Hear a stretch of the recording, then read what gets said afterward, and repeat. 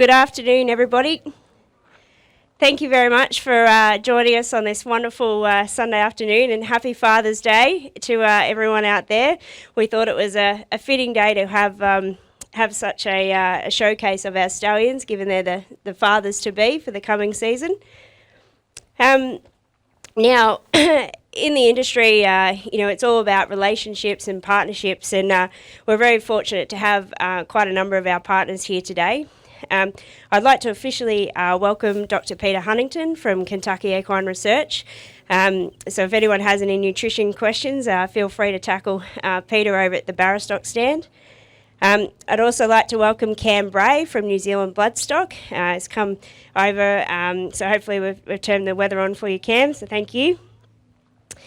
Greg Gangle, the CEO of Wagga Wagga Harness Racing Club, is here today as well. Nick Hooper, the President of Harness Breeders Victoria, and also our stallion owners. So we have Bill and Ann Anderson of Lauriston Bloodstock, Hal David and his family, all the way from Queensland, the owners of Raging Bull, which we stand for the first season for him.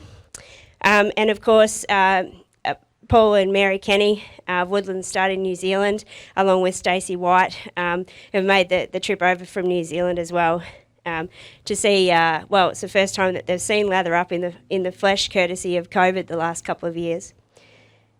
Now, Shane Glowery, the CEO of Rich River Golf Club.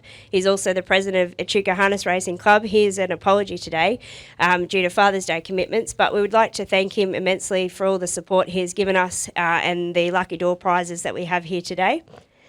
So some couple of lucky people will take away some pretty good prizes from Rich River Golf Club. Mark Barton from Nutrient Equine is also an apology. However, our partnership with Nutrient Equine is one that we've been proud to foster since the very first of the Nutrient sales. We were extremely pleased, and I'm sure some of you have seen on social media, very pleased to have prepared the winners of the first of the Nutrient sales races up in Menangle last week, and incidentally both of them were bred by Bill and Ann of Lauriston Bloodstock. And I think this is indicative of Bill and Ann's success and the quality of the band of broodmares that they have. It was not a fluke for their progeny to win. Bill and Ann were also awarded Victorian Breeders of the Year earlier this year. And they're to be congratulated on their astute breeding decisions, their commitment to their broodmares, and also their contribution to the industry. As a team, we are very proud to look after all the horses that we have in our care, and I think proud of the quality of care that we give them, and also our unique ability to not only provide the stud work, but the veterinary work for these, basically from conception right to the racetrack. We understand the role of each mare owner, breeder, trainer, stable hand, stud hand, nurse, vet, everyone along the journey, and it is really good to see so many parts of the industry here today because that's what it's all about. We're all part of, the bigger picture, and that's the harness racing industry that we all love.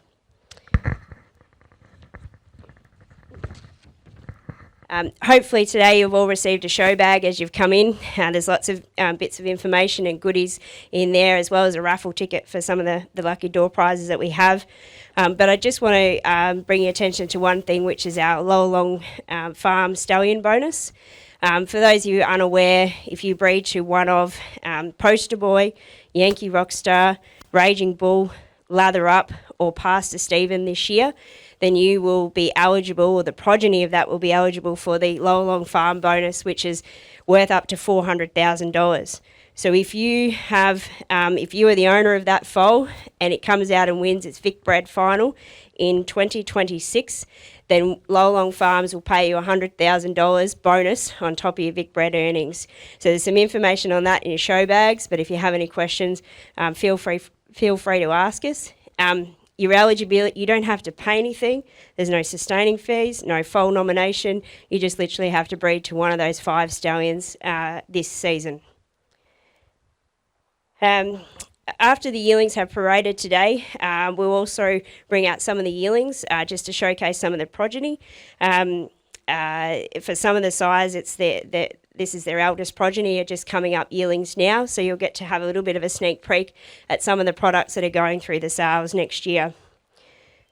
Nutrien have had an overwhelming number of entries for their sales. I think there's been upwards of 140 in Brisbane, over 200 in Sydney, and over 300 in Melbourne. So we'll have a draft of horses that we'll be presenting at both Sydney and Melbourne sales. And of this, we have a significant number of offspring of the size that we stand here. I'd also like to take this opportunity to introduce Joel Pharaoh, who's manning the bar over there. So make sure you go and introduce yourself to Joel and get a beer or wine. Joel will be looking after the semen transport for Woodlands and ourselves this year. So make sure you go and say good day to Joel. And as you come in today, you've hopefully got a raffle ticket, so keep that handy, because after we've paraded the stallions, we'll draw half of the lucky door prizes, we'll parade the yearlings, and then we'll draw the remaining prizes after that. Also, if you're looking to book your mare to lather up, and which you'll see he's a stunning individual when he comes out, if you book today, then Woodlands will give you a free bottle of champagne. So, make sure you get your pen out and sign on the dotted line if you're looking to breed to lather up today, because it's a one-time only offer. Also, if you're looking to breed to Century Pharaoh, similarly, you'll see him paraded out here today very proudly. We're offering you a 20% discount off his service fee today and today only. So, you can come and see one of us if you'd like to sign up to him today as well. So just in conclusion, the entire team, and I mean from our admin team to our marketing to all our outside staff on the farm, and to our bloodstock agent, we've been working extremely hard putting together today, and extremely proud to be showcasing our draft of stallions for 2022. And I hope that perhaps this may even become an annual event that everyone looks forward to. Someone's waving at me out the back. No? Everything okay? So we've all been working very hard towards today, and I'll now hand over to Dan Malecki, who'll be the Master of Ceremonies, and he'll look after you for the rest of the day. But if you need anything, just come and see one of us dressed like this, and we'll be sure to help you out. Thank you for attending, thank you for the support, and I hope you have a lovely afternoon. Good on you, Kath. Thank you very much.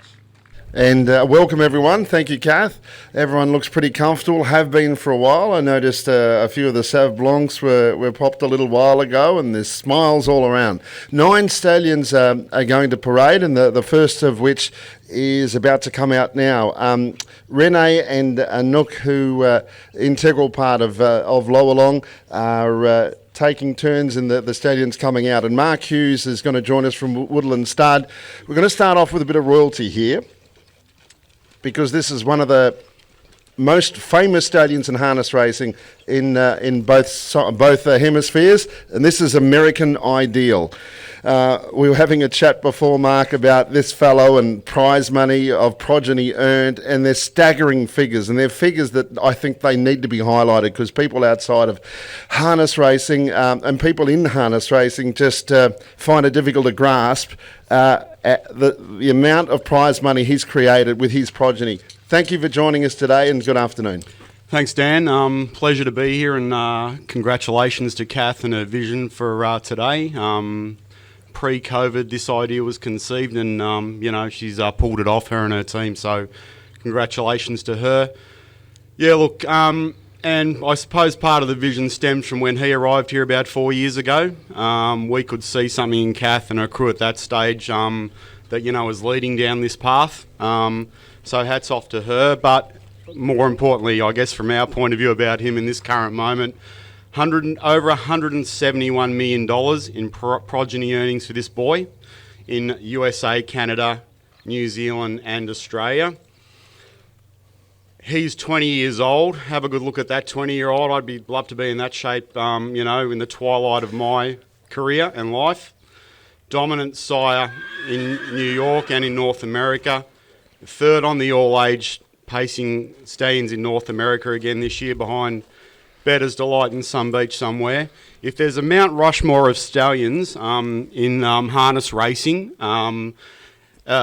he is probably sitting on Mount Rushmore with at least half a dozen other names. New Zealand Cup sire, Fremantle Pacing Cup sire, Hunter Cup sire, WA Pacing Cup sire. Now, our record suggests that him and Better's Delight have been the only ones that have achieved that. So some Beach Art Major, other great stallions have never been able to achieve that. 1,290 racing foals in North America or born for close to 1,000 winners. $49,000 average on Australian breeds down here. So has returned over the journey, sometimes 6, 7, 8 times his service fee. 2 yearlings this year at the sales, one in Perth for $150,000 a colt and $150,000 colt in the Sydney sale for nutrients. So yes, he's a rock star as I call him, and yeah, there he is.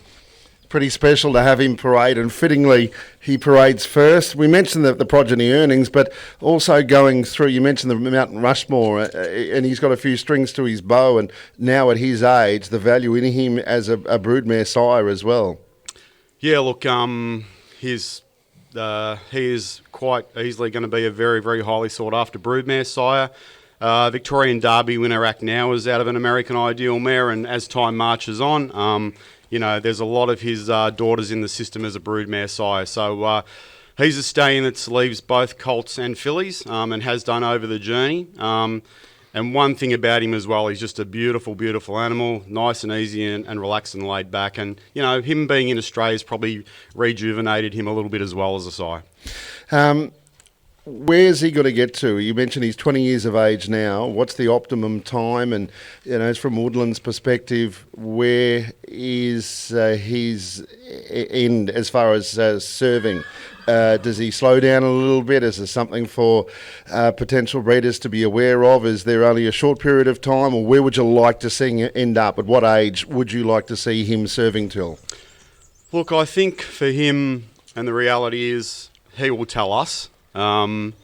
He's at a point in time now where you could physically look at him and say, look, he'd certainly be returning in another 12 months, another 2 years, but Blue Chip and ourselves will be the judges of that as time marches on. The reality is for most stallions, once they get to 15 years old, things head south, but for him and for horses like Art Major and of course Better's Delight, they've turned back the clock a lot.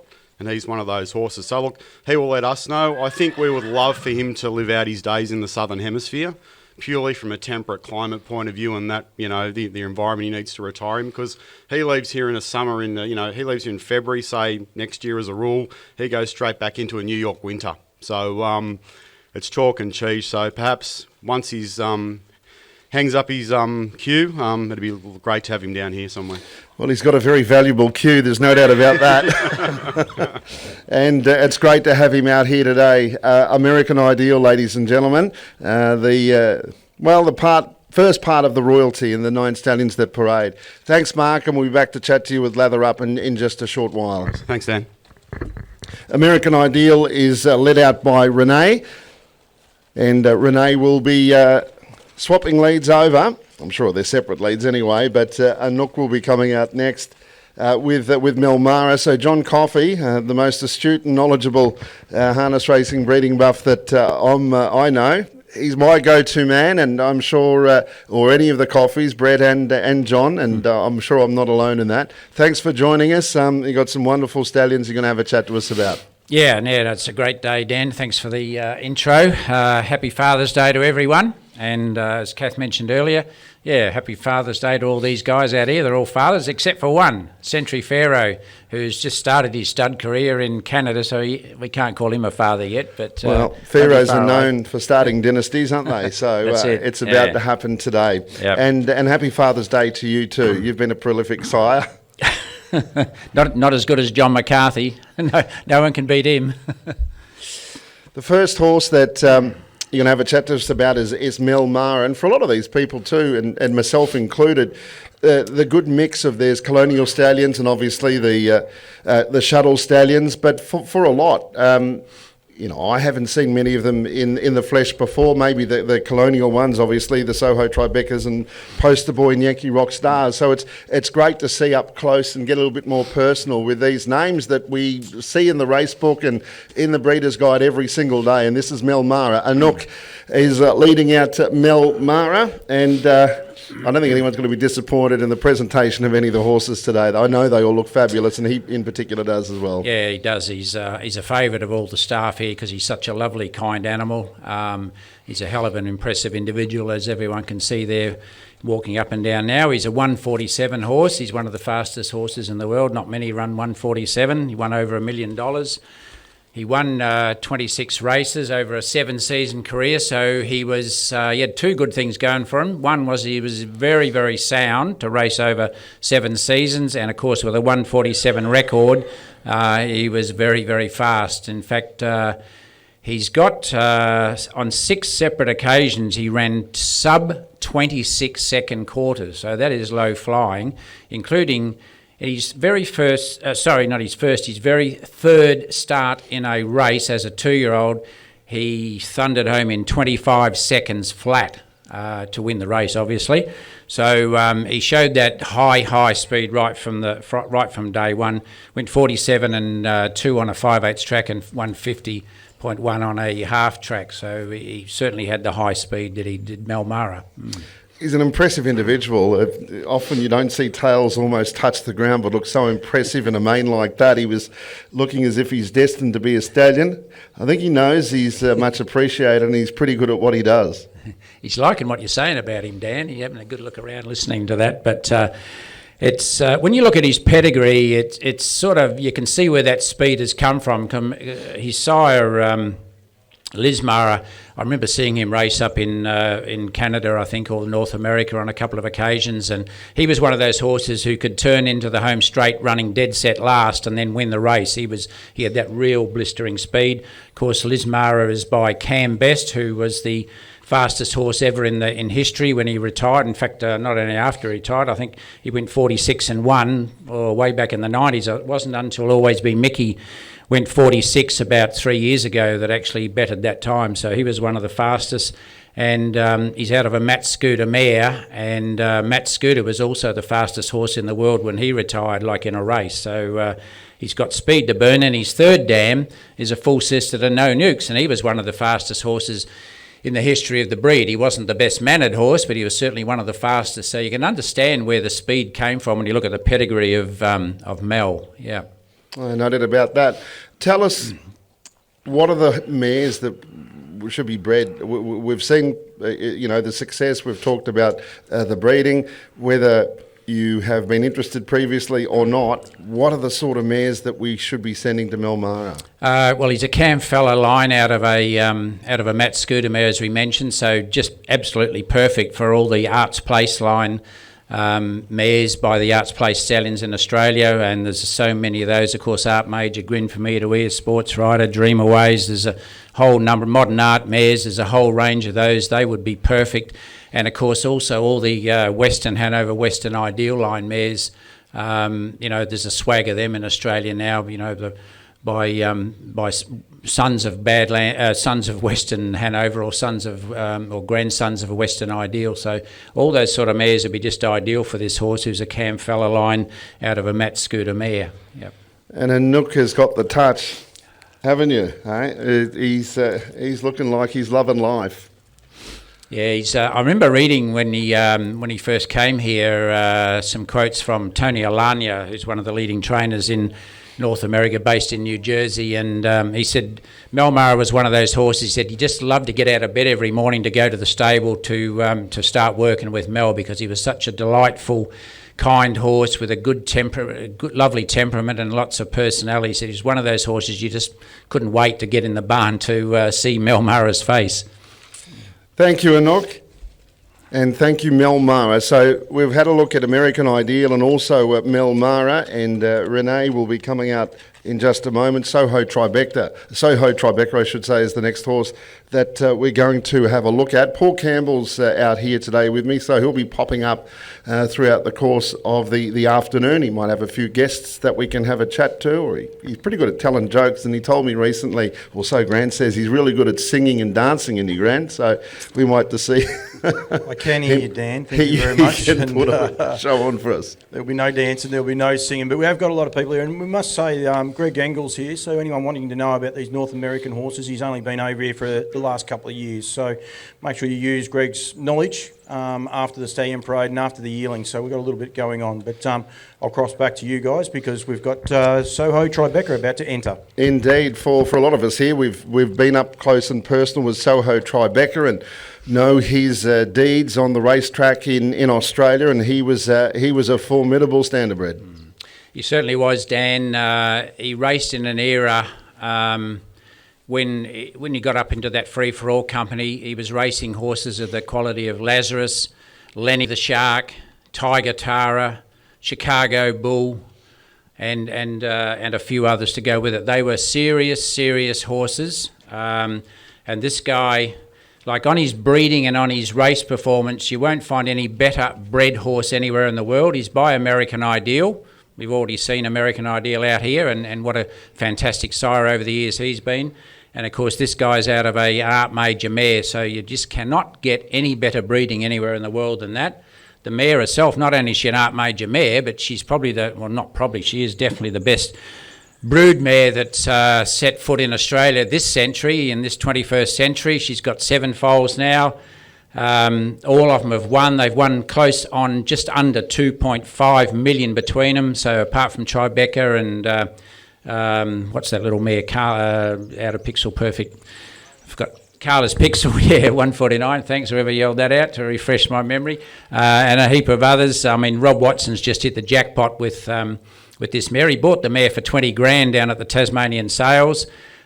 She didn't race because Rob said I could beat her on foot myself. So don't go giving away any mare that couldn't run if she's got the breeding, because there's so many champions out of unraced mares, and he's won here. Soho Tribeca, he won over $1 million. He ran 4th in a Breeders' Crown to Waikiki Beach as a 2-year-old, so he could actually run at 2, but he certainly got better at 3 and 4. He won the Caduceus Club Cup at 3, then at 4. He went to the West and he won the Golden Nugget over there.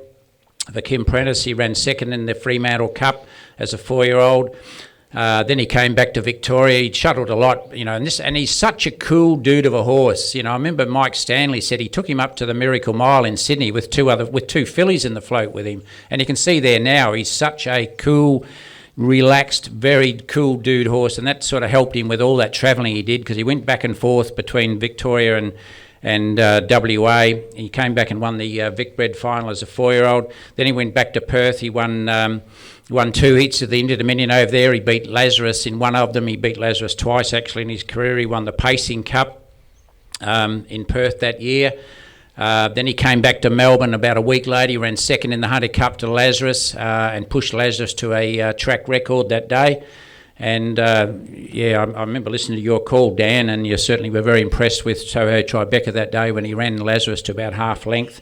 Then he went to Sydney. Now, I still believe over the years, most of us who've watched races, sometimes you watch a race and the horse doesn't win and you think that is the biggest run I've ever seen in my life, and unbelievable. It just leaves you with an eerie feeling. And I can think of 2 races in recent times that I've watched. One was Lazarus in a Fremantle Cup in Gloucester Park. He sat 3 wide the entire trip over 25 or 2,600 metres and dared hit the front halfway up the straight, only to have that little sharp sit sprinter hard copy get over him and knock him off on the line. It was just an amazing performance. And the other one was 24th of February 2018 when this horse went to the Miracle Mile. Just go back and have a look if you want to refresh your memory. I keep calling her Miss Pinky, but I better call her by her right name. Lauren Tritton jumped to the front that day on Anything for Love, and Greg Sugars had to sit outside Anything for Love that day for the entire journey. And if you remember, he hit the front up halfway up the straight, only for Ant A. Butt's horse, Field Marshal, just to get over him on the line. 46.9. Now, you never see, even in America, you never see horses sitting in the breeze and running 147. That was one of the biggest runs I think I've ever seen in my life.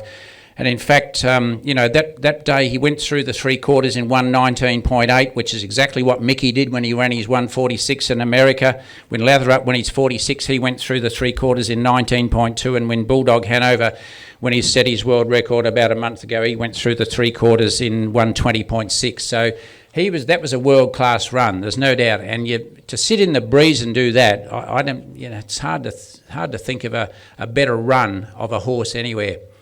But anyway, that's Tribeca. He's a lovely individual, as you can see, and if you've got a mare that's a bit fizzy, you can see what a lovely, quiet, natured horse he is. And the other good thing about him, now that Art Major and Bettor's Delight are getting into the twilight of their years, I reckon this guy's probably just about the most fertile stallion in Australia as well. He is unbelievably fertile, which is probably coming through from the Art Major bit in him as well. But I better get out of the way then. Anyway, if you got a mare that's struggling to get in foal and you get to the end of the year, then give this guy a try, because he's incredibly fertile and is leaving lovely individuals. He's got about 85 weanlings now in his first crop, so you'll see some of those at the sales next year. But as you can see, everyone can see, lovely individual, and just let down into a lovely horse, and you can see his nature there. Nothing phases him. Thanks, Renee. And you mentioned it was Miss Pinky when you were talking about Lauren. It was Miss Pinky, just in case, I just want to qualify that. And when you talked about horses that run the biggest races and they don't win, there's one common denominator that usually goes with that. I've backed them when they haven't won and run the greatest race of all time. So we've looked at American Ideal, Mel Mara and Soho Tribeca. We're going to switch gates, and we're going to talk about this very impressive trotting stallion, new to Australia in Pastor Stephen, led out by Anouk. He is. His last year was his first year down here. Then he went back to the States this year and stood up in Indiana. But he's down here now. I think he's down here permanently now. Is that right, Kath? Going to be making Llowalong Farms, Llowalong Land his home. So he's Pastor Stephen. He was a $1 million winner in only 22 starts. Jimmy Tactor, who trained him, and he also then took on his full brother, Father Patrick. So, this guy here was voted 2-year-old trotting colt of the year. Then his full brother, Father Patrick, got voted 2-year-old trotting colt of the year, as well as 3-year-old trotting colt of the year. His sire is Cantab Hall, who was undefeated as a 2-year-old trotter. He was 2-year-old trotting colt of the year. In fact, he was 2-year-old trotter of the year. And then this guy's dam is a mare called Gala Dream, and she's a half-sister to a horse called Chocolatia, who is also the 2-year-old trotting colt of the year in the USA. So he's got 2-year-old speed stamped all over him, has Pastor Stephen. He was, I believe he was named after a Presbyterian minister in New Jersey, who I think were very friendly with Jimmy Tactor and his crew. And then Father Patrick came along a couple of years later, so he was named after. So they've all been blessed by the right people. That's it, yeah. Anyway, it certainly hasn't done them any harm, because they both turned into be outstanding racehorses. And this guy is by Cantab Hall. He's been one of the great sires in the USA over the years. He's got earnings now of over 110 million with his trotters. And he's a lovely individual. I think I haven't seen Father Patrick in the flesh, but only seen photos. But I'm tipping that I reckon this horse is actually a better type than Father Patrick. And I'm only going on photos of Father Patrick, but he's a lovely individual, as you can see, and a nice-natured horse once again. So he's got a lot going for him as a trotting sire. I think he'll be perfectly suited down here for all the mares by Majestic Sun, and there's a swag of them around. Majestic Sun being by Angus Hall, and that Garland Lobel sire line, any of that will be perfect to cross with Pastor Stephen.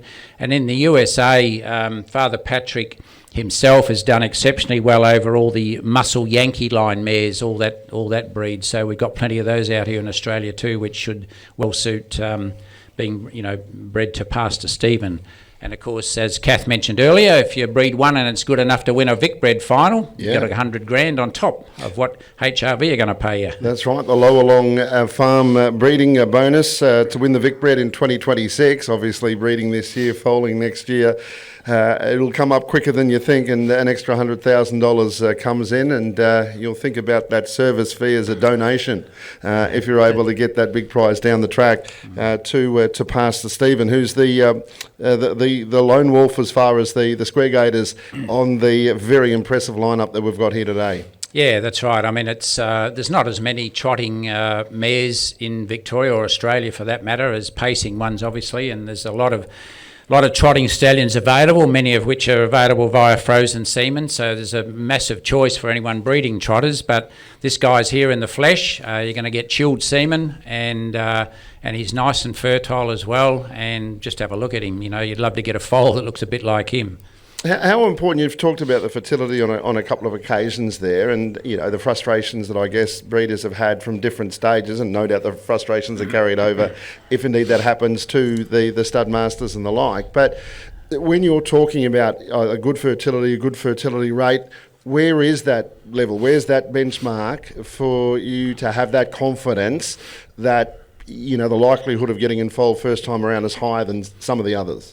It is important, Dan, and not all horses are born equal when it comes to fertility or their raceability for that matter. So, you know, you're looking at the end of the day now with transported semen, you know, you should be expecting to get 80% of the mares that they breed in foal. It was better than that when we bred all the mares on farm back in the 90s, but, you know, now with transported semen and some other issues involved. But, yeah, I mean, yeah, look, this guy is very fertile, so it is important. You know, it's costly business these days, breeding mares. There's a lot of vet fees involved and whatnot, and agistment and handling fees and whatnot. So, yeah, it is very important to try and get mares in foal on that first cycle if you can, or certainly second at the utmost. So.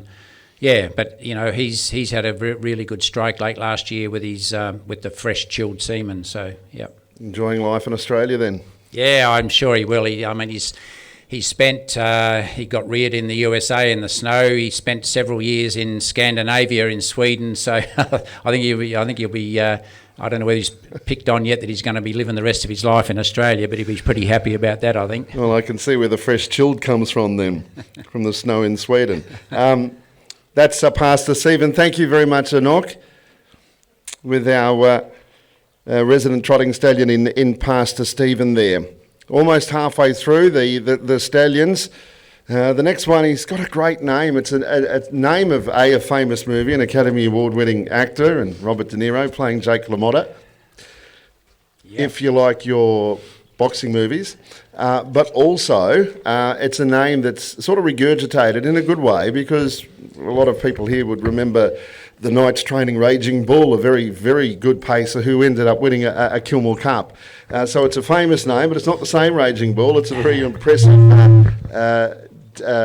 Raging Bull from another family line, and Renee will be coming out with Raging Bull in just a moment, John. And look, excuse my ignorance here, and I don't know if I'm alone, apart from looking at the information and a very impressive pedigree and information about Raging Bull, but I really must confess that I'm a little ignorant about him, and I'm really interested to learn a lot more.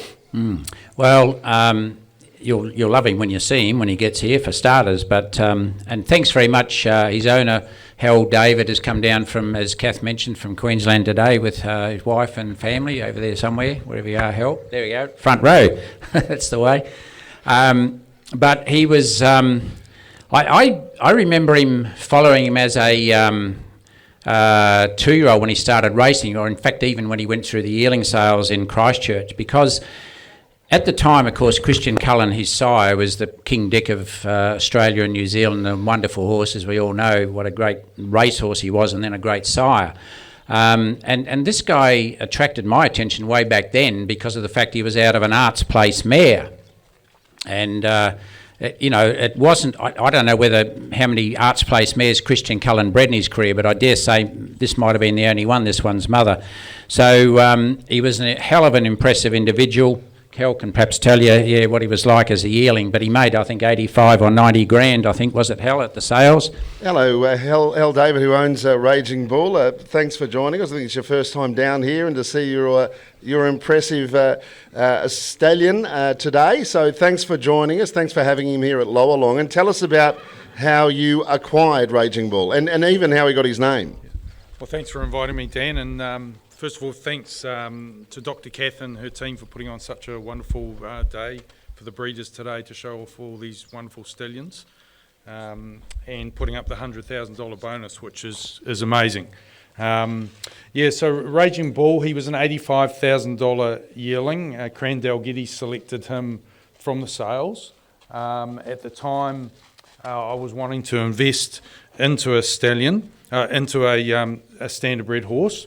And my background was mainly with thoroughbreds at the time, but I contacted Cran all out of the blue and said I had some money to invest, and he said come out, and he had 3 yearlings he'd brought at the sales that he didn't have owners for, and one of them was Raging Bull, another one was another son of Christian Cullen, and the other one was an in-the-pocket colt called All Black.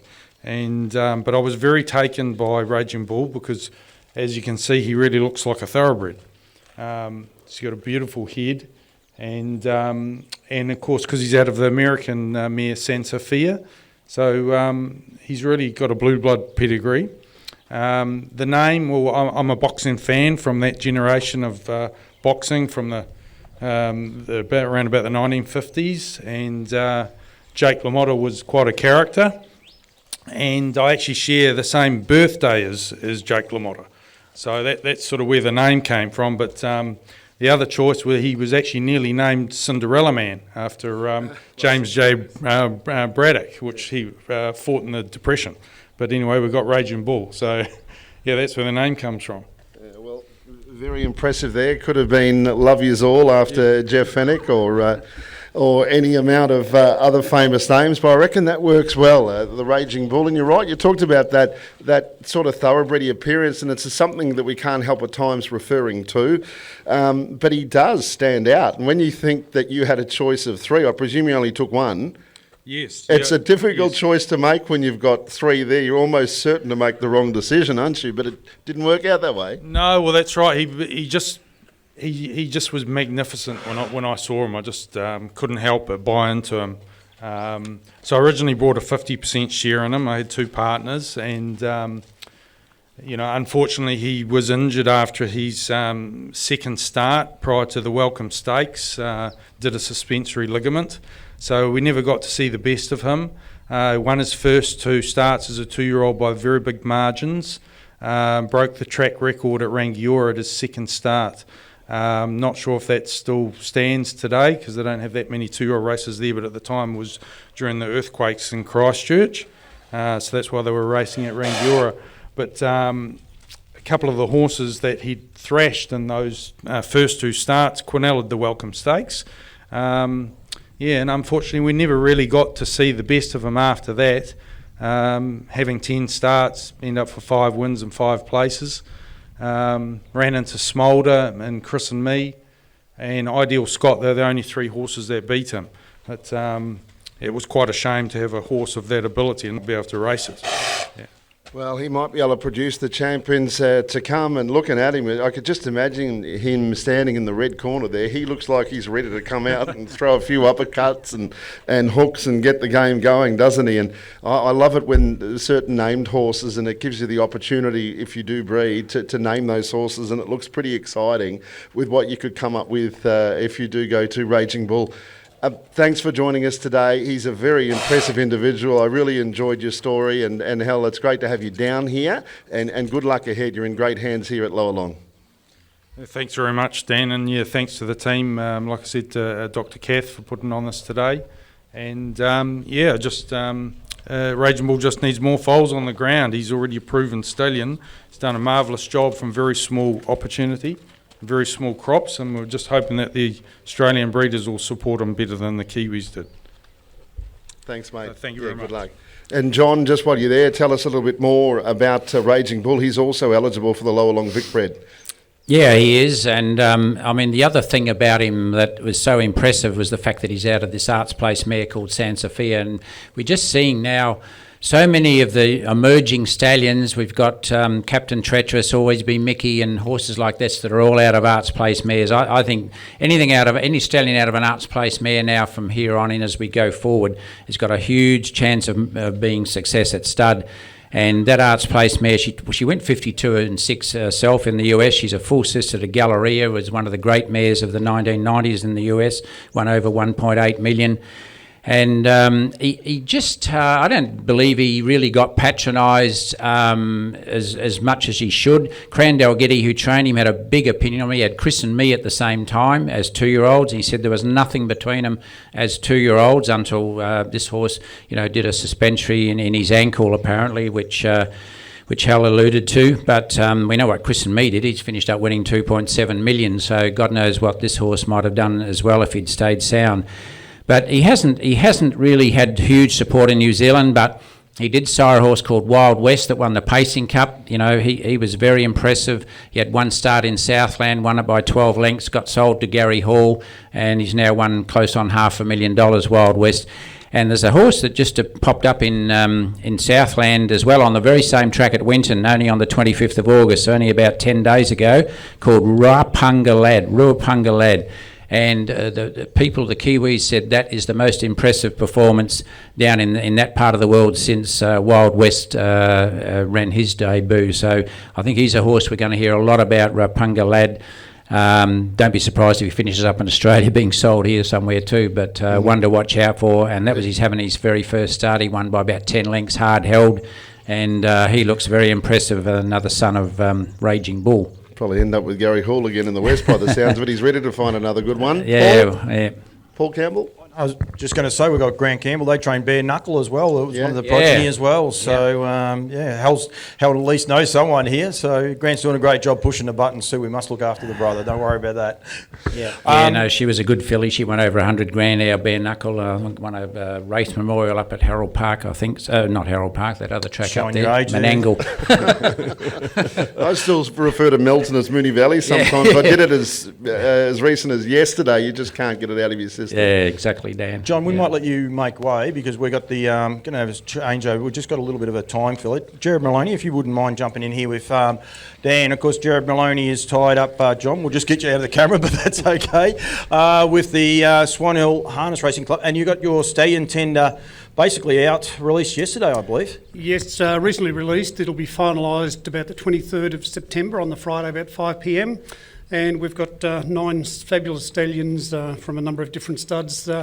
So basically we try and purchase a stallion service at a cheaper rate, and some of the studs will actually give us a free service, and then we sort of virtually on-sell them by tender, and most of the tenders come in at about 80% of a service fee. So there is savings out there for breeders. So if you're breeding any of the horses that we've got on the tender, certainly consider us, because it's a fundraiser for our club and it does help us immensely. And the tender is in the show bag there, Dan. You go your hardest and have a mouthful of water, it's fine. You've been talking, you've been giving me a bit of cheek, so just be careful, because I've got the microphone to myself now, you might be in trouble. But always great support. Trump Bloodstock, always support. Aldebaran Park, I've been fortunate enough to do it a few years with you as well. Yep.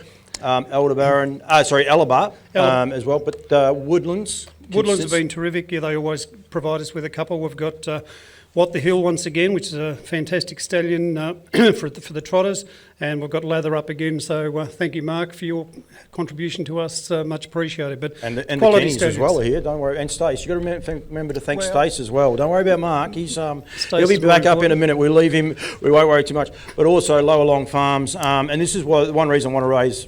Lather Up's about to come through. He's on the Stallion tender, so you can definitely look at him there. But Pastor Stephen has already been showed, and Century Pharaoh is going to be coming through shortly. So have a good look at them, and can certainly consider them for the Stallion tender if you're wanting to look at a good deal. We like I say, usually roughly about 80% of advertised service fees. But look, thanks to Bloodstock, Trump Bloodstock, Woodlands, Llowalong Farms, Alabar of Scent. We've got Vincent and Ultimate Sniper from them. And Aldebaran Park with Sky Valley. So we've got terrific support from the studs in general. Woodlands and Llowalong Farms are always very easy to get on with, and Alabar have been fantastic over the years as well. So feel free to jump in or ask any questions from me or anyone at any time. Just give me a ring. But certainly bid up on the tenders, and thank you very much. As a harness racing purist, you've done your tender there, but how are you enjoying today, being around like-minded people? It's absolutely fabulous. It's just good to be out and see so many people around. And look, I breed trotters, so it was actually, for me, sensational to see Pastor Stephen. I've actually seen him previously, but I thought he presented well, as have all the other stallions so far. So, no, it's great to be out in the community and just catching up with people we haven't seen for a while. So, look, hope everybody enjoys the day. All right, Jerry, we'll let you make your way out. We'll just ask Mr. Mark Hughes to make his way back up for his official duties. With Dan, I'll hand back to you and lather up. I'll go jump on the camera. Alrighty, back to work for Paul. Just a reminder about, Kath mentioned before, there's a whole lot of raffle prizes to be won. And when I say a whole lot, I mean a whole lot. If you walk out of here today and you haven't won one, you're just unlucky, because there's a whole lot of prizes, and some of those we will be announcing in between the stallions and the yearlings, and then also at the end of the day's parade. But there's plenty of absolutely fantastic prizes. Mark, thanks for joining us again. Mark Hughes, Woodland Stud. I mentioned before with names of horses, as you can imagine with a race caller, and look, part of my education was always trying to pronounce the horses' names and finding the meanings, and I spent a lot of time doing it, and I love it. But I can just imagine one thing, if I read to a Lather Up, the fun that you could have in naming the progeny of a son or daughter of Lather Up. I reckon it would be a lot of fun. Yeah, certainly will be, Dan. So, look, for us, the decision to bring this horse down was a fairly easy one. You're looking at, up until a month ago, the equal fastest horse in the world. You're looking at a horse that 1 in every 5 starts, he broke a track record. Looking at a horse that was dominant at 2, and at 3 was the winner of the North American Cup. Beat up a horse called Stay Hungry, who's made made a really good start to his siren career in North America. So, and then at 4, became the equal fastest horse in the world. So we talk about stallion making races in the business, and there are probably only 2 really. The Meadowlands Pace and the North American Cup. Lather Up won the North American Cup. His grandfather, Better's Delight, won it. His great-grandfather, Cam's Card Shark, won it as well. So Some Beach Somewhere, Rock and Roll Hanover, and more recently horses like Tall Dark Stranger and Captain Crunch. They've won what shapes as clearly the best stallion making race in North America. He brings the best of Southern Hemisphere's two of the 3 most dominant siring lines. Better's Delight, obviously, but more importantly, on his mother's side, his mum Pocket Comb was by In the Pocket. 10 to the races for 9 winners, and probably a freak as a brood mare, because the reality is, I would say that Mum went to a lot of B-grade stallions, and as names go, his nickname is Sudsy. Funny about that one. Yeah. Well, he is a horse that we've heard a lot about, and I suppose a lot of people wouldn't necessarily have seen him in the flesh today. So, what sort of mares would we be looking at? What are the most attractive things about going to Lather Up?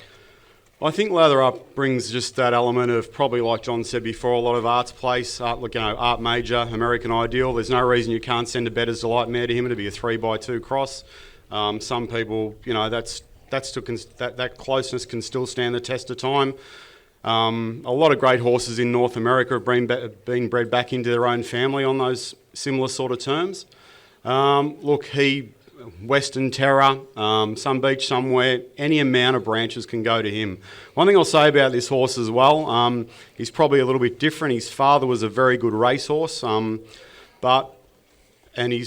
I think his father being a little bit different as well, it always takes a little bit of acceptance down here. We're a very conservative bunch. But Sweet Lou, who was bred along similar lines, not similar lines, but bred very differently, and is changing things up down here in a dramatic way. A horse like Latherup's going to have a better start here in Australia and New Zealand than Sweet Lou and a horse like Down by the Seaside ever had, and more importantly, American Ideal. We think he's another one of these stallions that can be a game changer. He's different, he's fertile, great genetics, but for us, one of the key things for us is he retired sound. He walked off the racetrack sound, and that's a key element for a horse to be in our barn. Mark, he's also part of the Llowalong Stallion bonus for the Vic Bred if you breed this year. And for people that might want to book in today, I mean, he's a pretty impressive individual. I could imagine they'd want to do that. And if you did do that, you probably want to celebrate in advance. And what better way of celebrating? It's Father's Day, okay. But what would you celebrate with? I mean, nothing goes more hand in hand than, I don't know, say a bottle of champagne. Would you be prepared, and Llowalong, for anyone that booked today, bottle of champers to go with it? Yeah, look, we've got some Mum champagne, French's finest in the boot of the car today. So anybody that wants to book into him today, we'll send you home with a bottle of France's finest champagne, and apparently it's what the boss drinks here, Kath McIntosh, every Friday afternoon when they go for drinks, mate. So straight to the top shelf here. So Father's Day drinking mum. That's fair enough, isn't it? Yeah, absolutely. Thanks, Anouk, and thank you, Mark. Two very impressive stallions that we're looking at. You'll be back, have a chat about some of the youngsters that are going to parade a little bit later on as well. Yep, no worries at all. Thanks, Dan. And Mark, Dan, just while I've got you, Dan, when you go, I'll encourage people to go through Pocket Combs breeding. You say about names, Latherup's not the only one. There's Crew Cut. There is everything. It is a great maternal line. Just to read all the names, a lot of thought's gone into the dams and the progeny of Pocket Comb. It's very, very intriguing. You and I don't have to worry about a Pocket Comb. Well, you might need it for the facial. I don't know about that part, but definitely the solar plexus, we're okay, aren't we? Well, I don't know about this hat. Comes in very handy for me today. I'd be paying a fair bit of money if I was void of it. But yeah, the Father Christmas look might go astray. It's been a busy week. I did plan to shave it off, but when it gets so hirsute, when you get rid of it, you realise actually how cold the winter is. So I might have a new look coming up soon, John. And the next horse we're going to have a look at, we're talking about names, we're talking about appropriate names, Paul, for stallions. He's named after me, isn't he? Well, who else? Was there any other person you thought that could have been named after? Mark Hughes, maybe. So he's not bad. Mark's not bad on throwing the cheeks. So I'm going to hand back to you guys, though, because he's about to enter the ring. So I'll leave it to you guys. Yeah, when we're talking about racehorses and at stallions, it is an appropriate name, isn't it? He was the poster boy of harness racing, and you could even see on the track, it's not always the case. You look at the breeding, the background, and you know that they're bred to be stallions, but sometimes when they're actually racing, they look like they're a stallion to be, and he was both. Yeah, absolutely, Dan, and we're seeing a mixture here today of horses bred in North America and horses bred in Australia, and I've got absolutely no doubt whatsoever now that our best horses are every bit as good as those North American horses. They're bred the same. You know, the style of racing here is a little bit different, etc. But, you know, just take a look. I mean, he's bred to be a great horse. He's by some beach somewhere, who is without a doubt the greatest stallion that ever set foot on this earth in this current century. Anyway, I think I've got no doubt about that. He is a breed-changing sire, some beach somewhere. And he's out of his mother was actually born in America, the Arts Place near Aston Villa, so he's basically fully American bred. And so these horses that race here now, they deserve every bit of respect. They're every bit as good as, you know, the horses that come down from the Northern Hemisphere. I've got no doubt about that, you know, maybe with the exception of a horse like Some Beach Somewhere who was an absolute freak. But, you know, this horse here, he had 30 starts in his life, 22 wins and 7 placings. If you've got any maths, that means he was only ever unplaced once. And you know what? When he was unplaced, quite unbelievably, they took him up to what's that track up there, Menangle, and on Miracle Mile Day, I think it was, for the $50,000 Sapling Stakes. That was his first start in a race. Anyway, come up against a horse, we're talking about Trittons again, called Divine State, who went that day in 51-6 as a 2-year-old in early February. Like, just mind-blowing times. Our horses are as good. When I talk about a horse going 51-6 in February as an early 2-year-old. So this poor guy struck that in his very first start in a race.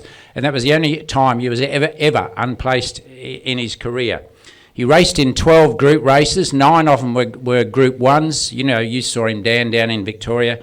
He won a Vic Bred final. He won a Tatlow Stakes. He ran second in the Vic Derby as a 3-year-old, but then he went up to Menangle. He won the New South Wales Derby very decisively. He came his last half in 53 seconds flat that day. So, these are times that are exactly the same as what North American horses are running. So, then he came back. He won the Vic Bred final as a 3-year-old in Victoria. And then at 4, he won the Bonanza. I still remember your call, Dan, where he beat Spankham first up, and you were so impressed with him coming back, to beat Spankham first up in that Bonanza, which gave him an automatic start into the Chariots of Fire, which he then went to Sydney and won that. And that, of course, gave him a automatic invite into the Miracle Mile when he ran 3rd behind Spankham in that Miracle Mile, and he was timed in 48-2, I think, that day. So there's no doubt, a horse like this, and bred the way he is every bit as good. I personally don't think that he is any inferior horse to a horse like Captain Treacherous. Now, some people might think I'm off me friggin' rocker saying that, but I've got no doubt he's bred the same way, and he would run the same times as Captain Treacherous. The only difference is that the North Americans, all their big money races are for the 2 and 3-year-olds. Our big money races down here are for the older races, the Miracle Miles and Into Dominions, etc. So that's the quality of the horse. He was retired, of course, perfectly sound, and the reason for that, if you recall, he came back in the winter of 2020. Greg Sugars drove him then because Chrissy couldn't get in, wasn't allowed to drive it at Melton. Won those 3 or 4 starts. I think Anzac Day was the first one he won so impressively. And he was being set for the Into Dominions at Menangle later that year. And of course, due to COVID, the Into Dominions were scrubbed. So the decision was taken by Lauriston, thank God, to put him to stud, and he's been exceptionally well received at stud. He bred 122 mares in his first crop, which are now weanlings, and I bred, I think, 142 last year, or 144, and I've got no doubt with the way the bookings are going at the moment that, he'll get up towards, I'm sure he'll get the full book this year of 150, so, but he's a stunning individual. He's not quite as big as some of the some beach horses, and he's a lovely individual, as the name suggested. He got given that nickname as a foal because he was such a good-looking foal, and he really is the poster boy. He's got a better head on him than some of those other Sun Beach sons, but anyway, they don't run with their head, as we know. But it's nice to get a lovely individual, and you can see that he's pretty relaxed sort of a dude as well. In fact, he's maybe done a bit too good over the winter in the paddock. So he's let down well. He's let down well, and he's got some very impressive attributes. That's for sure. Yeah. Anne and Bill, you guys, seeing him, from the day he was born to where he is now. Actually, come up, Anne. Yeah, it'd be great to have a chat because you've been in for the long journey with this fellow and see where he was at, and you named him poster boy for a reason. Just come over here and tell us about what you think of where he's at now, because he has let down. He looks like a stallion now. He looked like a stallion to me when he was racing, but I'm really impressed by seeing that transition just in a few years, in a couple of years. Oh yes, yeah, he has. He's really developed into a stallion now. Looked at him today and I thought, oh my goodness, you're carrying a few extra pounds there. So are you talking to me or the horse? No, probably both, but I'll just look at the horse.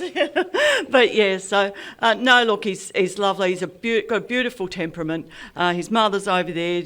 She gets queen treatment here at Llowalong, yeah. Well, Aston Villa's. When we walked in, we went past the Clydesdale and Aston Villa. Yeah, That's right. She's there. So, no, he's done a remarkable job. The quality of mares that he has received, it's just been amazing. And, of course, Lauriston, we've put some mares behind him too. If anyone looks out in the paddock out there, there's a little filly by Poster Boy out of Campbell Karen B. So, half-sister to Ladies in Red. There's another colt out of... who is it? Yeah, thank you. Pistol Abbey. I've got John's disease. Pistol Abbey, who won Queen of the Pacific. So good mares, and hopefully he can do the job with them. Yeah, look, I'm sure he will. He's very impressive, and it's heartwarming to see him today and represent. Well, we'll call him Australian. He was an Australian horse. He was. He's a homegrown boy. He was born in Euroa. So future champions to come with Poster Boy, and well done with Honolulu Bay last night, guys, too. That was pretty impressive. He's a lovely horse, isn't he? 8 out of 8. We can't complain with that. No, if you did, you're going to be very hard to please. Thanks, Anne, and Okay, thanks thank on you. behalf of Llowalong too, with your assistance as well. And I love the stars on the sleeves. Yeah, very impressive. Actually, that'd be good for a set of silks. Although you have got a set of silks similar to that, haven't they? The second set. So that was a Poster Boy, ladies and gentlemen. Anouk is back, and this time with Century Pharaoh. This is a horse I think a lot of us are going to learn a lot more of today. New to Llowalong, as in recently new, and a very impressive horse with, probably one of the most impressive CVs as well, John. Yeah, absolutely. Yeah, look, when it was announced last year, late last year, after he finished racing, that he was going to go to Seals to Farms in Canada, which is the biggest breeding farm up in Ontario in Canada. And I way back in January, I think I contacted Seals and said, look, if the owners are interested in shuttling this horse, we'd be happy to put our hand up for him. So because he retired off the racetrack, he won over $1.5 million, 22 wins. And he raced against the very best in up in North America. He won a Breeders' Crown as a 4-year-old. He beat the horse up at Alabar standing now, Better's Wish, who is regarded as one of the best ones up there. This is the plan. He beat, I think there was about 3 horses in that Breeders' Crown that he won that have won over $2 million. So he did that fair and square. He raced in Ontario. He was bred in Ontario. He was owned in Ontario, or way out on the Nova Scotia, on the out in the Maritime Islands, by a guy called Dave Ratchford. He was trained in Ontario by Doc Moore, who grew up as a boy and went to vet school in Nova Scotia as well. So there was a connection there with the owner and the trainer. And so he raced predominantly as a 2-year-old strictly in Ontario, because their sire state scheme is so good, there was no need to take him anywhere else. When Captain Crunch came up to Canada to race in a 3-year-old stakes, the Simcoe, Pharaoh dished him up as well. So he was a genuine horse right from the word go. He's a lovely athletic individual, as you can see. Beautiful horse. Some of the Mach 3s can come in different shapes and sizes, but he's a glorious individual, this guy. And and there's a 4- and 5-year-old. He did take on the best in North America, but he had to go down to in 2020 when he won that Breeders' Crown. He went down into the US. He had to go down without his trainer because COVID was ravaged and they couldn't get from Canada down across the border into the US. So he had to go down, with a caretaker somewhere in the US to look after him. But, as Doc Moore said, he was such an easy horse on himself to ship. And he said that the thing about him that impressed Dr. Ian Moore, and he's trained a hell of a lot of good horses over the years, he's always got a good horse in his stable. And he said the thing about this horse was that he was just so determined. Everything was business. Once he got the hobbles on him and he was only out there for a jog, it was all business.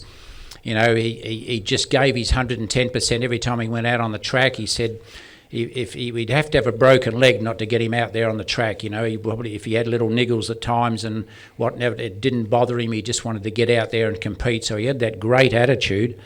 And of course, he's by Mach 3. Who is the sire of the, as I just mentioned earlier, the great Some Beach Somewhere, who's just changing the breed all over the world now, Some Beach Somewhere, and of course he was a son of Mach 3. And Mac 3 was the son of Matt Scooter. So it's a sire line that maybe 20 years ago we would never have dreamed what is happening in our breeding world with the dominance of Campbell and Arts Place. But it's no doubt now that this Matt Scooter, Mac 3, Some Beach Somewhere sire line is just taking over and dominating the world now, particularly with the young horse racing. And so we've got big hopes for this horse. He's only just been here 2 weeks, I think. He's settled in beautifully. He as a 4 and 5 year old, he was race timed in sub 150 on 20 occasions. So he was a horse that could just go in week out and put in his absolute best. And once again retired perfectly sound. His dam won over $380,000, a mare called Beachy Girl, and she's been a terrific broodmare as well. She's had 7 individual winners that are now won around $2.5 million, and his grandam also, who was by Jenna's Beach Boy, she won over $200,000 on the track as well. So he actually has got quite similar bloodlines in a way to the great and mighty Some Beach Somewhere. He just finished his first season up in Canada at Sealster Farms, and he's bred some lovely mares up there. Anne Stratman, who's the manager of Sealster, sent down a list the other day. He bred 16 mares who've got 155 records, and he bred another 14 that have produced 155 performers. So it's got him away to a good start. He can't celebrate Father's Day yet because he hadn't got any little babies on the ground, but I reckon if he throws them like himself, such a leggy, tall, lovely, athletic individual, everyone who's going to get one's going to be damn happy with him. So just the attraction or the type of mares that you would consider or suggest to consider? Well, once again, being a son of Mac 3, actually I reckon the best mares to go to him will be American Ideal mares. So apart from that Mac 3 going back over that Hanover Western Ideal line, which has been a proven cross, and particularly with Some Beach Somewhere, the interesting thing, if you bred an American Ideal mare to him, you're going to get a double cross of that great mare, 3 Diamonds. And there's been proof over the years that when you double up on an influential mare in your pedigree, every now and again you can get that superstar horse. So I've got an American Ideal mare, and that's where she's going. And I reckon anyone who's got an American Ideal mare for starters, but certainly any of those Western Hanover line, and of course all the Arts Place mares again, absolutely perfect for going to a horse bred this way. So because it's his first time here, he's still getting used to it. He's starting to adapt pretty quickly, I'm told. He's already become one of the favourites, which is a bit unfair to some of the others if they indeed weren't some of the favourites. But if you want to book today, impressed by him and want to get it going today, Llowalong will take a 20% discount. So you're just for people that are here, want to book today, 20% discount. So make sure you get in touch with the staff at Llowalong, and that's pretty significant, 20%, John. Yeah, that's right. No, it's saving of over $1,000. So as you can see, he's just a glorious individual. Once again, lovely temperament. For a horse that's just flown halfway across the world or around the world, and he's got here and he hasn't missed the beat, and he's just such a relaxed. He's a lovely individual, lovely athletic horse. There's so much to like about him. That's Century Pharaoh we just looked at. So 20% discount on offer if you book a service to Century Pharaoh today while you are here. Dan, that's one of the things we want to do. We want to make sure people are aware today. So you get the mum champagne if you book into Lather Up, and then you can also 20% discount to Century Pharaoh. That's what this day is about, is to encourage people to book some of these very, very exciting stallions. Well, when you consider the Lather Up booking, 20% off Century Pharaoh, do the daily double, and still end up with a bottle of... You know what? I reckon you get a couple of bottles of Mum. I think the only thing missing from here today would be oyster bar. Just a natural oyster bar would just really set the place off, don't you think? Yeah, probably a 5-star oyster bar would be even better. I don't mind that, but I'm going to push for a bit of brandy and lobster too. I hope I'm not out of line. I'm about to get something thrown at me, so it's okay. I'll hand back to you, gentlemen. Renee's parading Yankee rock star. We're talking names again applicable for this fellow when he was on the racetrack, because we know him here in Victoria, in Australia. He was a wonderful and exciting and brilliant racehorse. Absolutely, Dan. He's, of course, he's I was going to say he was a full brother. He's not a full brother. He's a half brother. He's an older half brother to Poster Boy. And I just did a little article recently on newsletter and headed it up. One's a rock star, one's a poster boy. So I don't know whether we should call them Bruce and Brad, right? Bruce Springsteen, Brad Pitt, rock star and a poster boy. But anyway, he won 330,000. The interesting thing was when I was just writing that article, I was just comparing their race careers, and Poster Boy had 30 starts for 22 wins and 7 placings, and Rockstar had 35 starts for exactly the same, 22 wins and 7 placings. They had identical win and place ratio, and Poster Boy, Rockstar had a few more starts. But yeah, he was, once again, he got out there. He was undefeated as a 2-year-old Rockstar. He only had the 3 starts, but he won the Sapling Stakes and the Premier Stakes out at Melton. So I think Gavin Lang probably drove him in most of his career, the late and great Gavin, and so Gavin never used to knock him around. He'd only win by what he needed to. But he got through that. He won another 4 races as a 3-year-old. Then he won the Cranbourne Cup. That was a terrific win in the Cranbourne Cup as an older horse. You were missing that night because I've listened to that Cranbourne Cup. Matty Hill called it, the race caller now. So probably one of the last races that Matty called as a commentator of harness racing. But yeah, so he won the Cranbourne Cup, he won the Kilmore Cup, the Stall Cup, and he ran 4th in a Hunter Cup, this horse. So you can mix it with the very best. And he had his final start in a race over in Perth in the Inter-Dominion. So but he's, as we mentioned, he's the half-brother. He's out of that wonderful mare, Aston Villa. I think he was the second foal out of Aston Villa. So he's a couple of years older than Poster Boy. She's been a wonderful mare, and, well, she was awarded with the Australian Broodmare of the Year, Aston Villa, so that's how good she was. And, of course, this guy's by Rock and Roll Hanover, and he was the very first 2-year-old anywhere in the world to run sub-150 Rock and Roll Hanover. So, once again, he was a horse that died at a young age, which was a tragedy for our breeding industry, but, you know, he's left an indelible mark. He's the sire of Rock and Roll Heaven and Rock and Roll Dance, of course, who are very well-proven stallions, and of course King of Swing now gone off to stud, another son of Rock and Roll Hanover. So yeah, he's got away his first crop, commercial crop, Rock Stars. I think there's about 30 in the crop, and he's got 2 really nice winners. The one's just down the road from here that Russ Thompson's got, called Country Rock Star. I think he's only had 2 starts, but one of them a very impressive win. And of course the other one, Rock Artist, that's in the Stuart Tonkin camp, and he's had his 2 starts for 2 wins, very impressive. Went down to Tassie and won a race down there as well. But so he's away to a good start as a sire, as Yankee Rock Star, and you know, once again, as you can see, lovely individual and a lovely, quiet, good-natured horse. We're, you know, so fortunate, I think, here this year with all these horses that they're just so relaxed and good-natured, and that, of course, when you're breeding foals or the trainers are training them, they love horses who've got lovely natures and kind attitudes to them. So you can rest assured that that's what this guy will throw into a foal for you, as well as a bit of size, of course, because he's a bigger individual than his brother Poster Boy.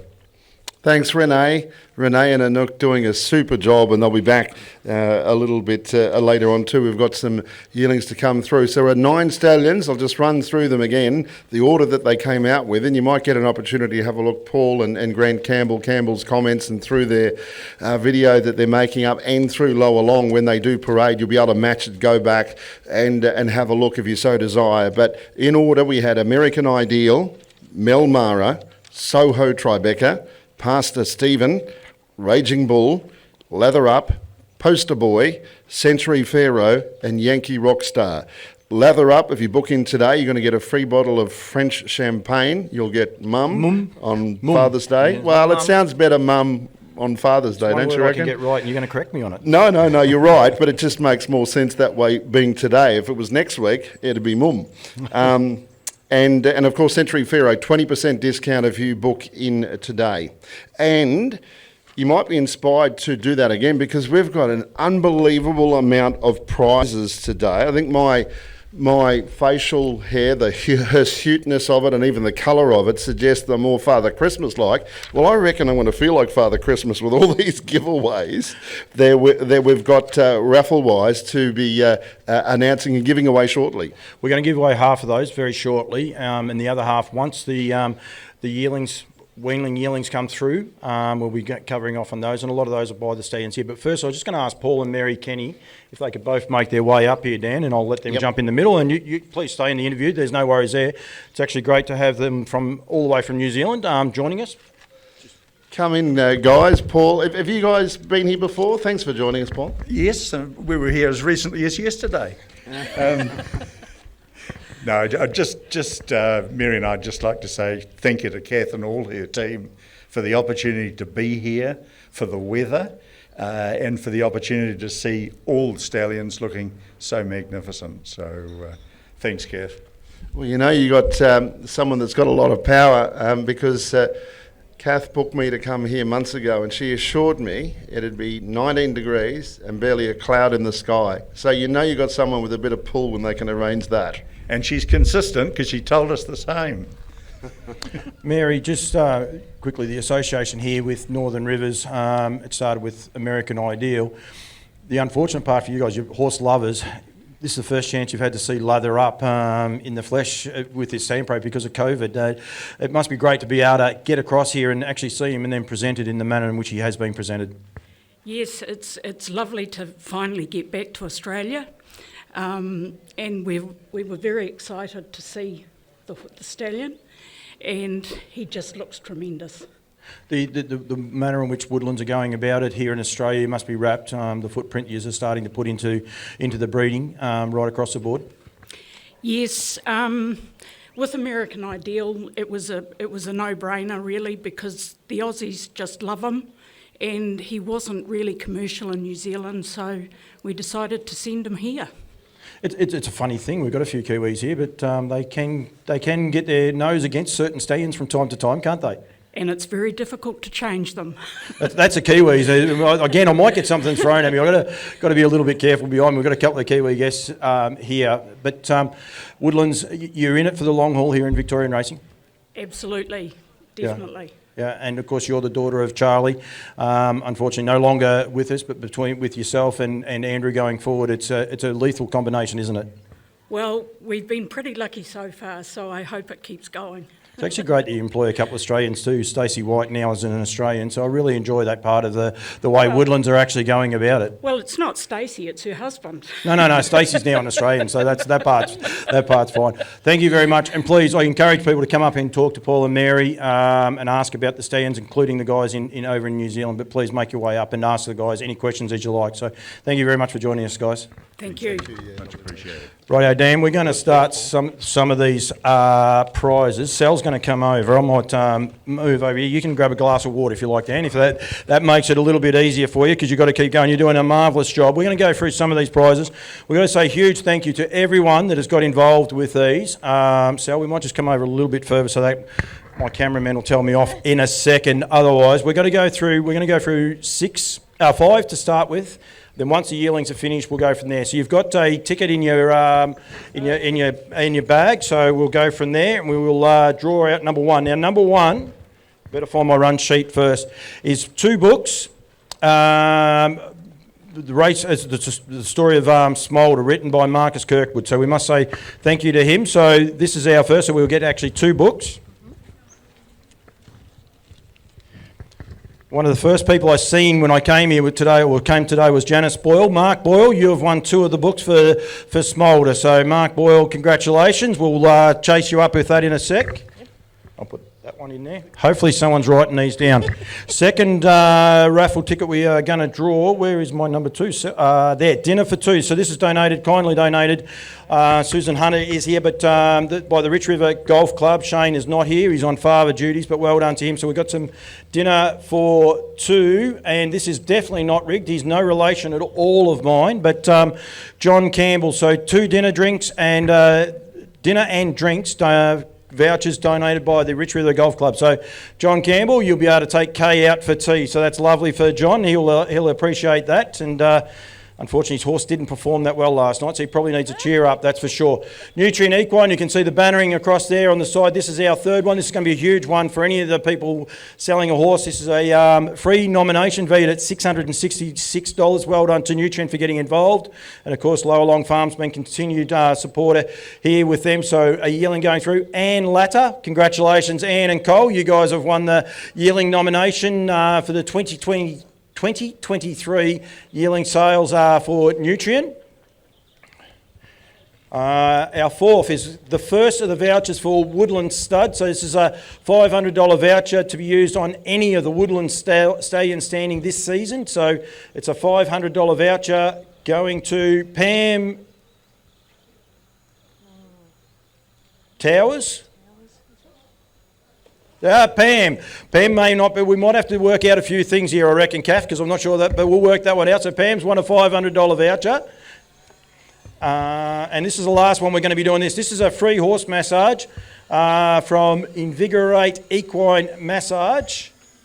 Susan Hunter. So Susan's not going home empty. So Susan's got, is there an in-joke? No, that's all good. So Susan, congratulations. We have still got another nine prizes to give away. So please just bear with us for those. I'm not sure where we're up to with these yearlings. Do I have to keep padding or we're ready to go?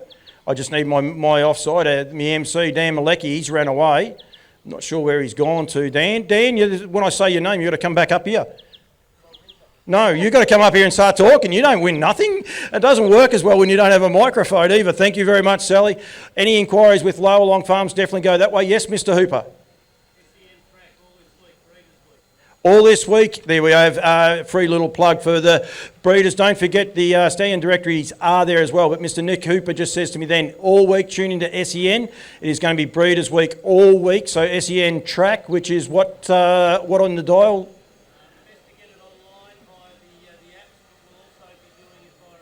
Do you know it works so much better if you walked up to one of these microphones? You know that, don't you? So we'll go from there. We're just waiting on these young horses to come through as well. But thank you, Mr. Hooper.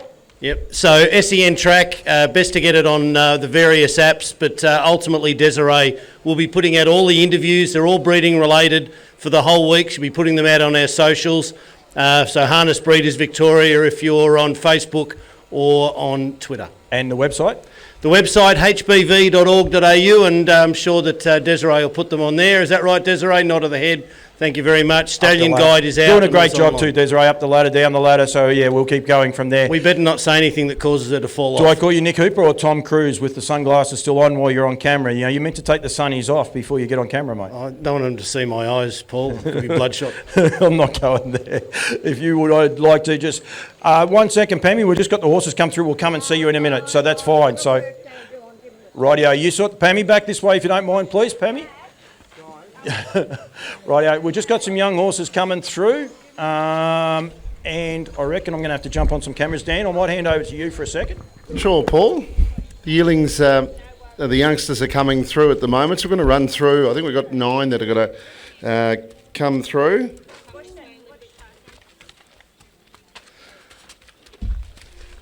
John Coffey joins me. We're going to run through some of the youngsters that we're going to have that we're looking at the moment.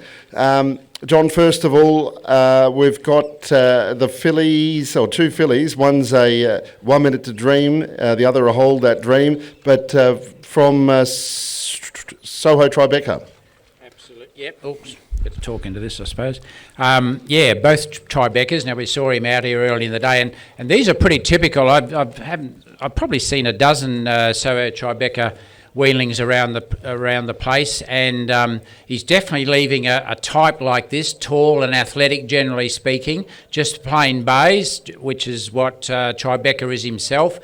But yeah, really good athletic types, and I'm not sure, I think one of these is going to the yearling sales, but there will be Tribecas at the sale. And as we mentioned earlier, you know, I've got no doubt there's the Tribecas and the Tiger Taras and the Vincents and the Poster Boys, every bit as good as, you know, those horses from North America. So you should not be afraid about, you know, putting your hand in there and buying some of these yearlings.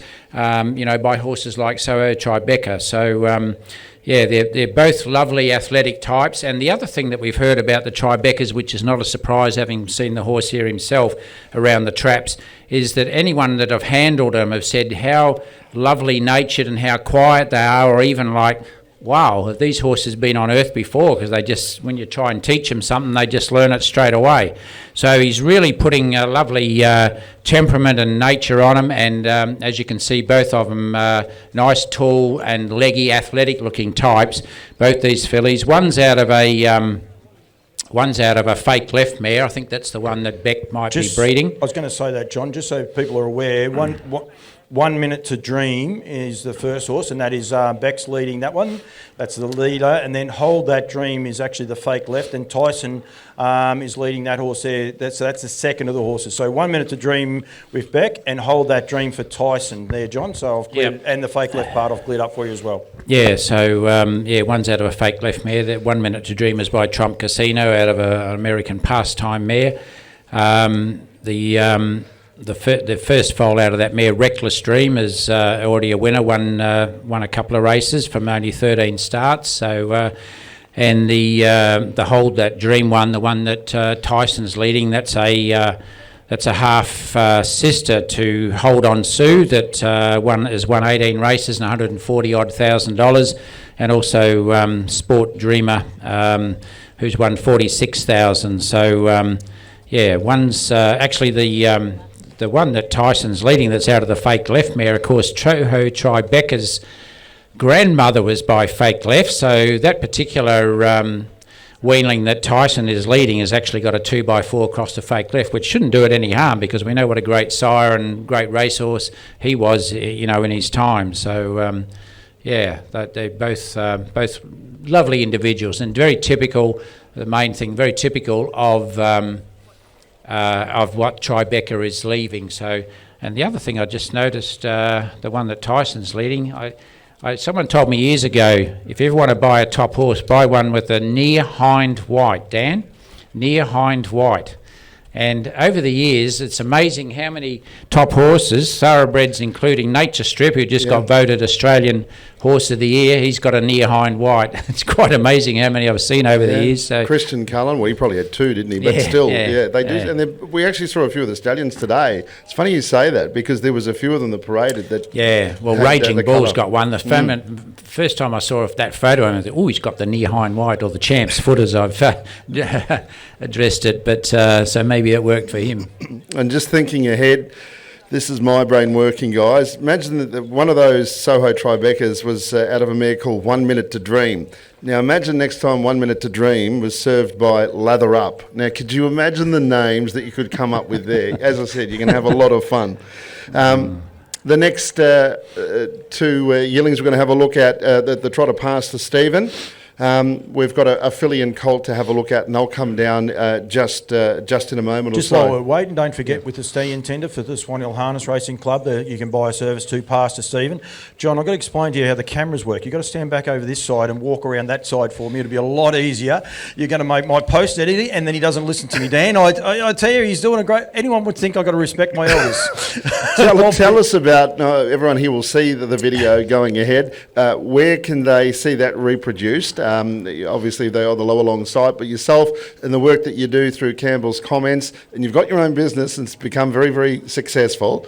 So how can people then, where can they find vision from today and what you're producing? Absolutely no idea. That hasn't been sorted out yet at the minute. It will be on all our socials, though. It'll be on Campbell's Comments, possibly not tonight, but it will be on very, very shortly.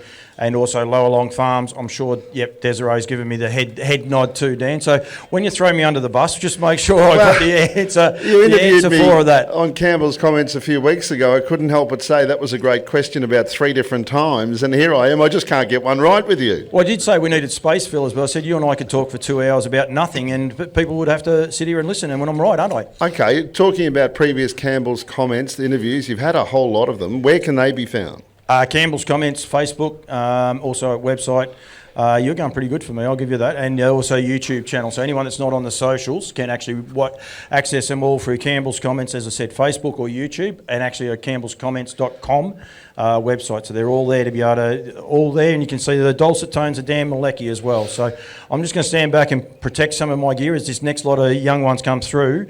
We may just be a little bit quiet as these come through because they're a little bit fired up, so we'll just let them get through the speakers, and we'll go from there, Dan. So we'll just, as they're coming in, this is a modern Pegasus, and I notice Mr. Dennis Bice, he's over there front and centre. He's got the camera ready to take a photo of one of these.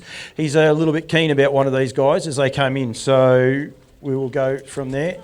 The first horse is the modern Pegasus, and then the second one, which Anouk has got, and done a beautiful job, Anouk, well done, is the La Tonorella. So that's how they are. So both are going to the sales too. And just going back to the Soho Tribecas, Hold That Dream, that Dream filly is sales bound. Yes. And both of these that are parading, they're both by Pastor Stephen. Renee, who's in front with Modern Pegasus, and Anouk has the La Tonorella, John. Yeah, I noticed as he walked through, he's got the champ's foot too, the La Tonorella one. So, Dennis, you might have to put a bigger reserve on him.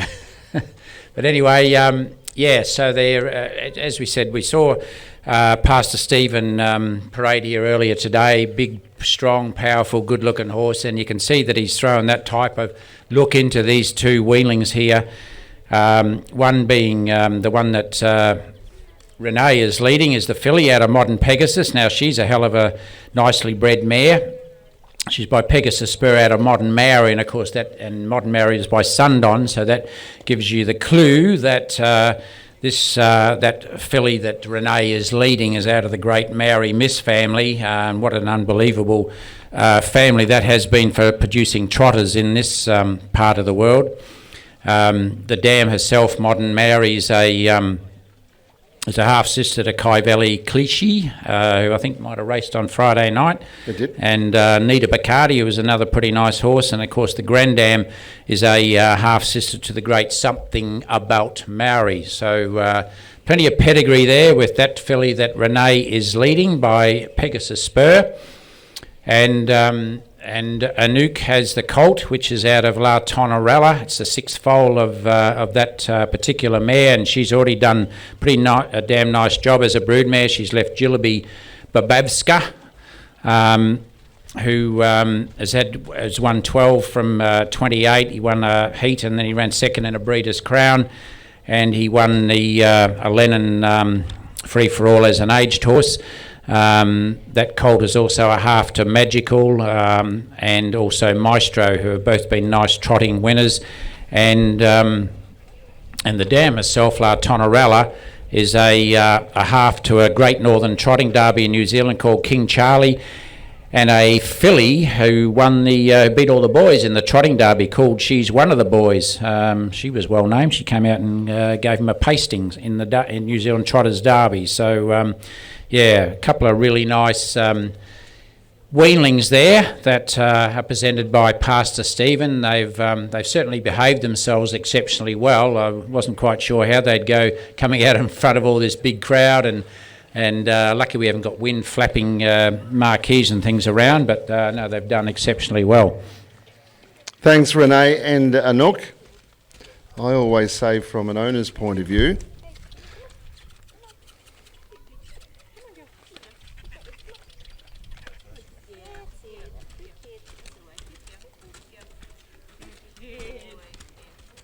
so unfortunately, really dead air is bad air, but we just... I was waiting. I think they're doing an awesome job, these young ones. I was going to say, the experience, these youngsters, it's like humans, you need to be exposed to stuff, and in the case of a racehorses in time, that's one less excuse you're going to have on the racetrack when they've had experience of dealing with things that are not always that easy. Just quickly, as they're closing over, Jillaby Babaska, he was an exciting horse. It was rare, though. He'd never done a preliminary. Did you ever notice that? They used to walk him. They found the key to him. They'd warm him up, and then when it came to his race, they would actually walk him around, and that's when he really hit the floor with Paddy Lee and Marg Lee and those. That is unusual. I can't recall that. I've seen a few. I tell you what, I've seen more quirkier horses in the last 10 years than I have in the previous 30. One of the fortunate parts for me with doing Trots Vision back then, because that was a lot through the COVID times as well, and I was able to sit there on the track and watch a lot of those things that people weren't access to, and they found the secret to him, and he was beautiful. We've got 2 poster boys about to come out. Yeah, so I've got a little story about that just before they come out of here. Sorry for butting in, Paul, but just an interesting thing I read the other day, seeing as poster boys by some beach somewhere. I was reading a story about Matt Scooter, who's the sire of Mach 3, who's the sire of Some Beach Somewhere, who's the sire of Poster Boy. Matt Scooter was a champion and the fastest horse in the world when he was retired, but he didn't sell for a lot of money as a yearling, and the part of the story I read, he was trained up in North America by a guy called Harry Poulton, who is probably deceased now, but Harry made the comment that the horse was a real handful, a prick of a thing basically, as a 2-year-old. And he only had 9 starts as a 2-year-old, and he only won 3 of them. So at the end of his 2-year-old days, he developed a scrotal hernia. Now, bear in mind, he's not an expensive horse. He's a shit of a horse to handle, and he only won 3 races as a 2-year-old. Now, usually when horses develop scrotal hernias, they geld them, take both testicles out. Someone that day has changed history by not completely gelding Matt Scooter, left him with 1 testicle. A rig. Okay? So that changed history. We'll get these poster boys through.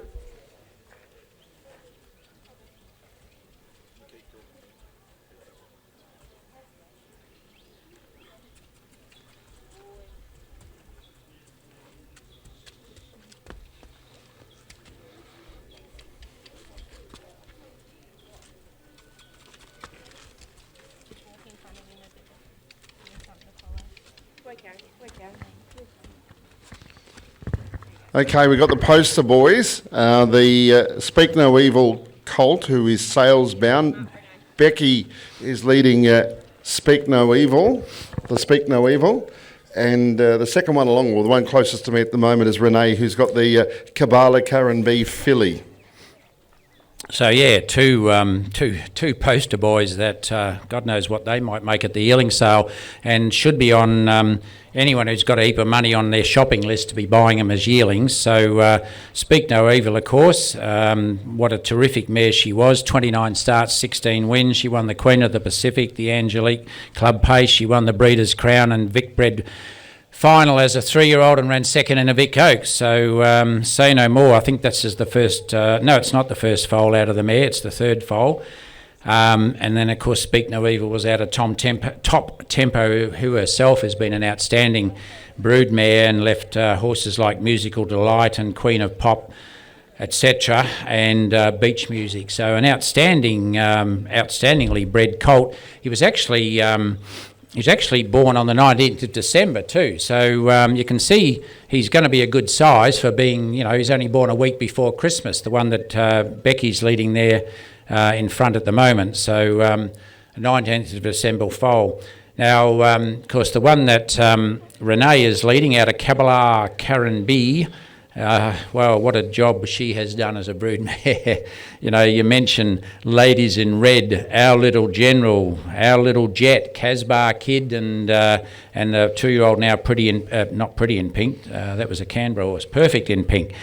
So what a job has Kabbalah done, and she's put a bit of size, or Poster Boy's put a bit of size into this one too, because a lot of those horses, Dan, as you well recall, Little General and Ladies in Red, and of course Little Jet at the moment, they weren't exactly known for their great size, but they certainly were known for their huge athletic ability. So I reckon that's possibly, probably the biggest foal that Kabbalah Karen may have left this particular Poster Boy filly here that's parading with who's got it? Renee. Renee's got the Kabbalah Karen B. You talked about size too, John, and I'll get you back in a sec once. We can keep talking, Dan, because I've turned filly, the video off over this side. It goes past here, but once upon a time, size was looked upon, and I'm not trying to be funny here, okay? Although now I'm thinking about it, probably will be, but it's a small-sized horse, and it's always that negative connotation. Oh, it's small, it needs developing. Not every small person, small horse needs to develop. You've only got to look at your athletes. You're running athletes in the world of sport, and they're not all 6'3" like Usain Bolt. They can. This year's World Championship winner is 5'1". So they don't have to be big, but we've gone through, obviously, Courage Under Fire in a way led that way, because a lot of the Kiwi horses would come over, that Holmes Hanaby, that Nuggety, they weren't big, were they? But they were bloody tough. Yeah. And in more recent times, you've had the Gumdrops, and in particular, your Pinkalars, and then your Ladies in Red. And I think for anyone that's bred a horse that they thought was a little bit under and a little bit light, you don't have to get put off by that, because they can still run. And I find that rewarding for many, many people that don't get the ultimate poster boy looking type of horse, because they don't have to be to run quick. No, they've got to have a big motor and a great desire, and that that means everything. And this, as you said, Courage Under Fire was the best well-known little horse. But we've seen some in recent times. American Ideal, some of his better horses, and I can think of Bling It On and that little horse in the West that beat Lazarus that night, My Hard Copy. They were both barely 15 hands. In fact, there's another son of American Ideal that came here to stand at stud. He's watching. Well, he wasn't even 15 hands in his high heel shoes. So you certainly don't need the size. It probably goes against you a little bit at the yearling sales, unfortunately. But buyers like to buy the big, strong, powerful ones, but it doesn't always work out. And that's the great thing about the yearling sales, because you can't see that heart and that desire inside, and that's what is so important to make a champion. So size doesn't matter. No, I don't think it does. There's too many other things that do matter with horses, and slick gaited. These days at the speed we're running, and that's where a horse like Poster Boy. He wasn't a giant, but he had that beautiful slick gait right from day one, and that's a powerful weapon to have these days. John, thank you very much for running through all of the yearlings. Mark's going to step in and have a look at some of the Woodlands Stallion youngsters coming through. So very much appreciate your time. A lot of work that goes in. And as I said, ladies and gentlemen, put your hands together for John. May just hold the claps just for a sec if we could. Just timing can be everything. One less excuse. We can blame Dan for that one, Kath, not me. Okay, so that's fine. I won't throw you under the bus, Dan. You can't say anything back. Go on, darling. Good kid. Just one of these intricate little times. Don't you do this, Dan? Don't you walk behind the babies to get them out there? My own, yes. When it's your equipment, you're happy to put your leg in the way. And Tyson's just bringing the last one in. And Mark Hughes is going to make his way up here. Very impressed with you. It's my equipment. You do anything. Very impressed. Well, I have to go home. You weren't trying to protect me. No, I have to go home to Marie. So if anything's broken, I'm in all sorts of trouble. Mark Hughes, we might just get you to stand a little bit more around this side here, if you don't mind, for us, mate. That'd be a lovely thing. And look at that camera over there when it comes back to you. Thank you, Hughesy. Thanks, Mark, and well done, Paul and team. Now, in order parading, Anouk is leading the Imaritzi Lombo Lather Up. So it's all these are going to the sales as well, Mark. But first up is Imaritzi Lombo, and Anouk is leading. The second one along is the American Ideal Arctic Fire Colt, which Becky has, and Tyson has the American Ideal Vegas Diamond Filly, and all of these three are sales bound. So the Lather Up, this will be his first crop selling at the yearling sales in Australia and New Zealand next year. His first North American consignment makes their way to the sales this year in Ohio. He has 22 at the Ohio sale coming up next month, or actually in a fortnight, around Little Brown Jug time. His first weanling crop sold in New Zealand back in May at the New Zealand weanling sale, Lather Up. Very, very well received. Some made over 30,000 at the weanling sale. What we believe now is with horses like Lather Up, Sweet Lou, Captain Treacherous, down by the seaside, that there is a generational change of sire and the type of animal they are leaving. They're very thoroughbredish, athletic. We're sort of moving away from, because Art Major, Sun Beach, Bettor's Delight, an American Ideal can leave very, very different types. So with the generational change of sire, there is a generational change of athlete happening, and it's happening right now, and Leather Up represents that. So that's the colt by Leather Up out of Ima Ritzi Lombo that Anouk has, just at the top end, almost isolated at the moment. The next two are the American Ideals, and the next one is the colt out of Arctic Fire. Yeah, look, American Ideal, always very, very well sought after at the yearling sales here in Australia. Last season, two colts made one topped the West Australian sale out of an Art Major mare, making 150,000, and he had a Ben Stud raised colt make 150,000 in Sydney as well.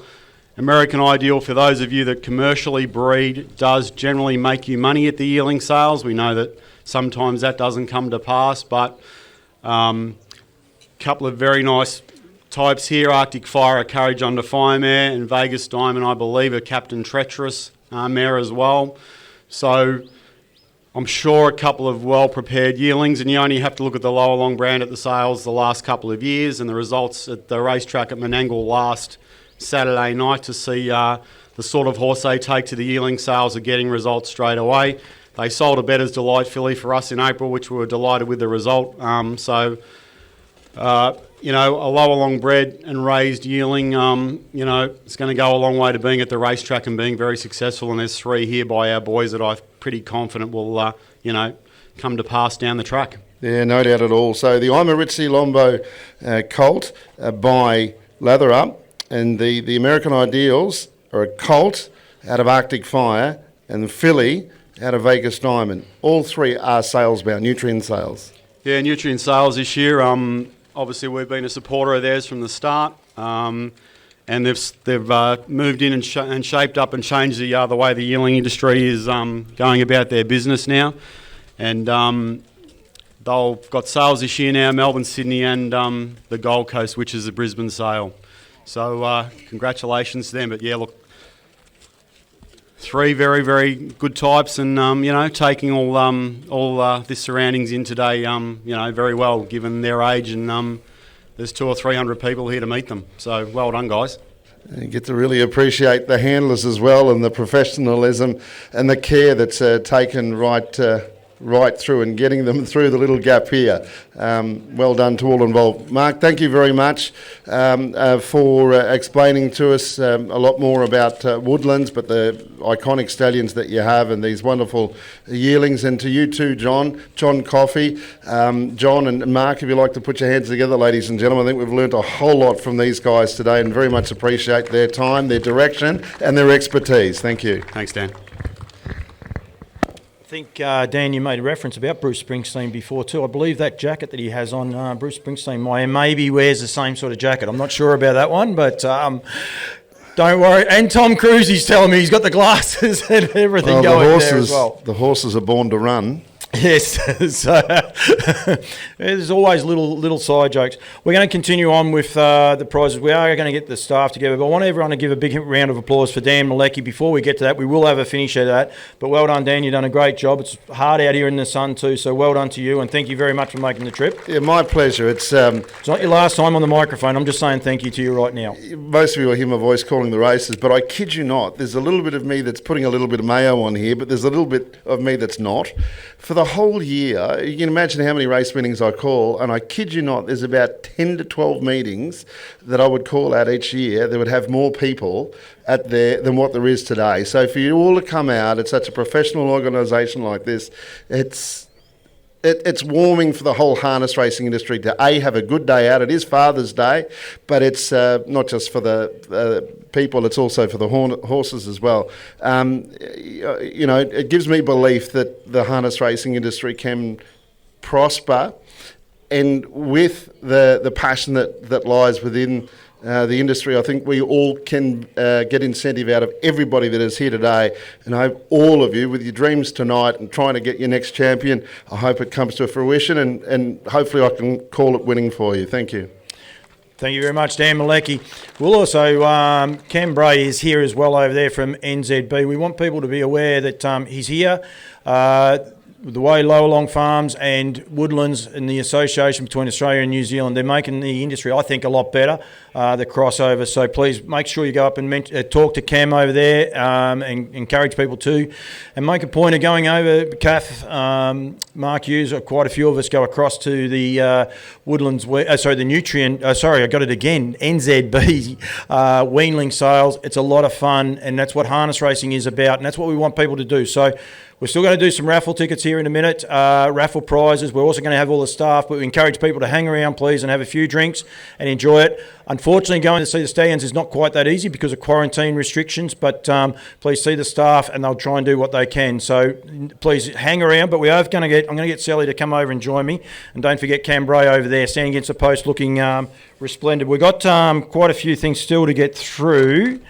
This one is the second of the books. So these are the Marcus Kirkwood books about the story about Smolder.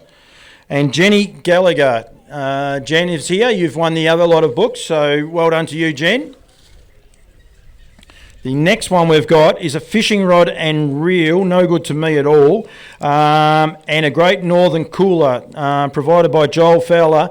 Born to be seaman. Now, just be aware that Joel, I actually was going to get Joel up here, Kath, but he might be serving drinks, so he might be a little bit busy. But Joel is actually working the bar over there, and he will be looking after the seamen for Northern Rivers here, Llowalong Farm, and also with Woodlands as well. So please go up there and introduce yourself to him. Tiny, or Tinny. Tiny. There he is. He's got the hand up. Well done. You run the fishing rod and the cooler, mate. So congratulations. Our next prize is a free service fee to Soho Tribeca, Calf, donated by Llowalong Farms. Llowalong Farms, very good. So it's a free service to Soho Tribeca, who we saw parade very, very earlier. And Joan Shaw has won that free service fee to Soho Tribeca. Congratulations. That's a great prize. So when Kath, if you would make your way up here too, please now. So the next one is a free equinosis lameness locator assessment donated by Northern Rivers Equine. I am about to let you explain it, but you weren't here, so I have to pad. So away you go. Here's Kath McIntosh to explain what this is all about. So the equinosis lameness locator is something new. It's some new technology out of the US that we have at our veterinary clinic to kind of upsize our lameness evaluations and poor performance evaluations. So this is for all the trainers out there. If you're interested in learning more about it, it's pretty awesome technology. And Megan Thomas, my partner in the clinic, she's waving over there. She's at the bar, of course.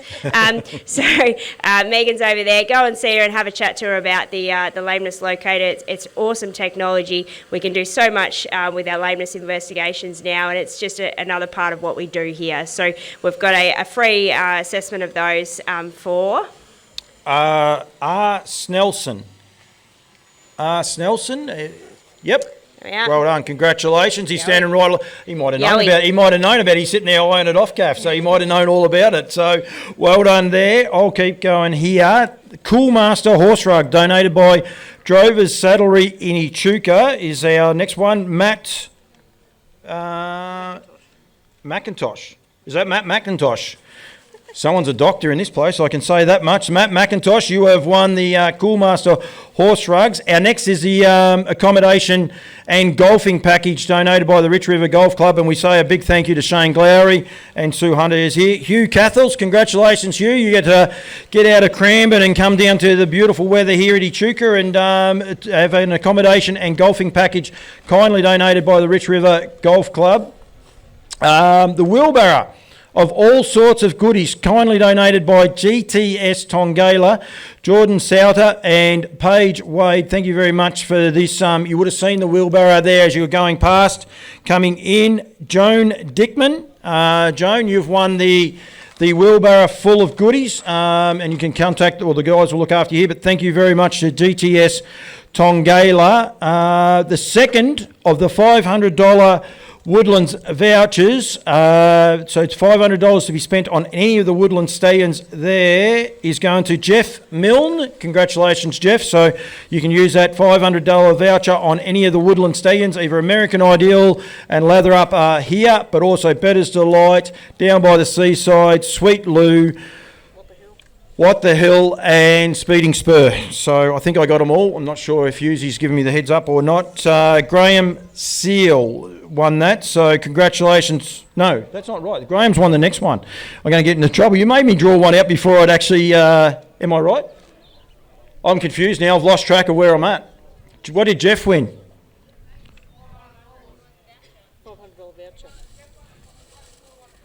Dickman's won the wheelbarrow. Rightio. Okay, so hang on. Graham Seal has won, and I can't find number 14 because there's not. Is there only 14 prizes? This is good TV all of a sudden. I've gone from 13 to 15. Have I missed one?